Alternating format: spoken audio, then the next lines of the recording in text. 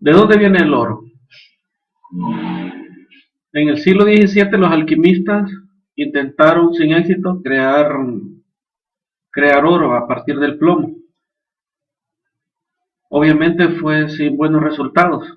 Ahora exploremos más a fondo, comenzando con saber que las estrellas en gran porcentaje están formadas por el elemento hidrógeno, que arde a más de 200 millones de grados centígrados en su núcleo. Este elemento, al estar a esa temperatura, sus núcleos se fusionan entre sí formando el elemento helio. De ahí sabemos entonces que los elementos empiezan a formarse a partir de aumentos de temperatura en los núcleos de las estrellas.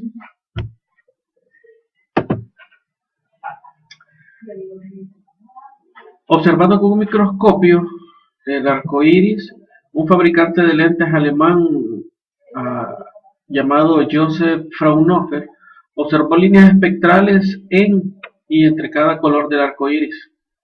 Cada color es característico de elementos quemándose. De aquí sabemos entonces que los colores que nosotros vemos en el arco iris son producto de elementos que se están quemando a millones de kilómetros y a millones de grados centígrados. Por ejemplo, cuando se está quemando el sodio, tenemos un color amarillo muy característico. Este mismo color observó Fraunhofer y de ahí determinó y dedujo que en el Sol obviamente había el elemento sodio, quemándose a más de 200 millones de grados centígrados. Vemos las líneas que observó Fraunhofer, vemos la línea del hidrógeno, la línea del carbono, nitrógeno y oxígeno. Cada uno de estos tiene un color muy característico y diferente uno del otro, aunque a simple vista no se pueden apreciar.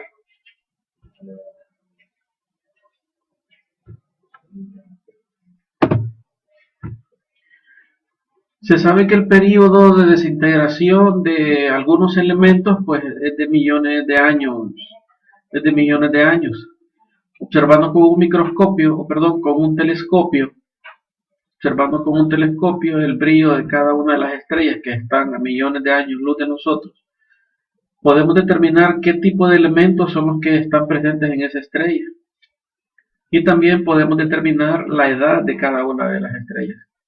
Sabemos que el uranio, su tiempo de desintegración es de 4.000 millones de años. Sabemos también que el torio, su periodo de desintegración es de 14.000 millones de años. Si observamos el brillo de algunas estrellas y vemos el color que es característico del uranio y del torio, sabemos que sus edades aproximadas son entre 4.000 y 14.000 millones de años.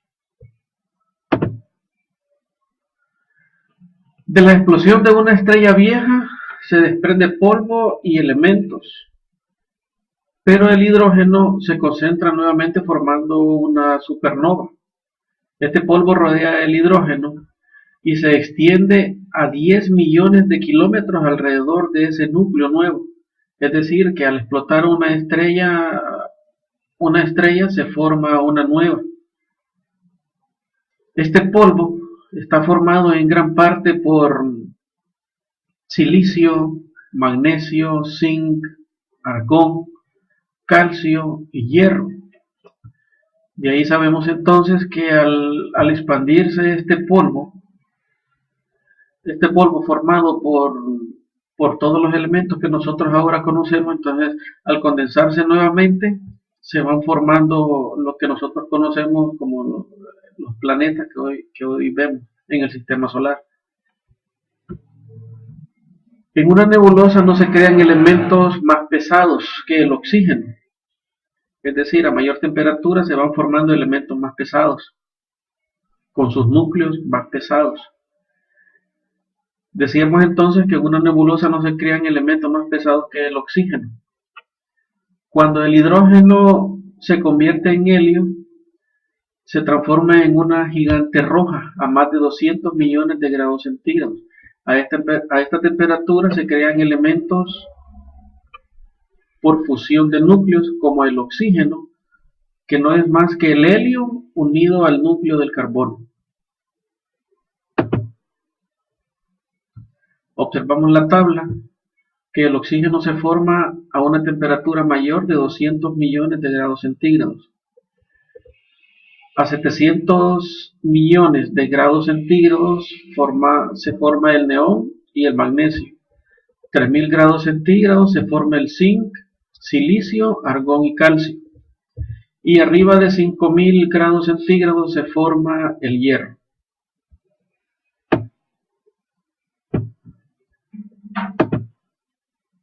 Con la explosión de una estrella gigante como Casiopea A, que se calcula más aproximadamente a 5000 millones de grados centígrados, se produce energía suficiente para crear hierro y 60 elementos con núcleos más pesados.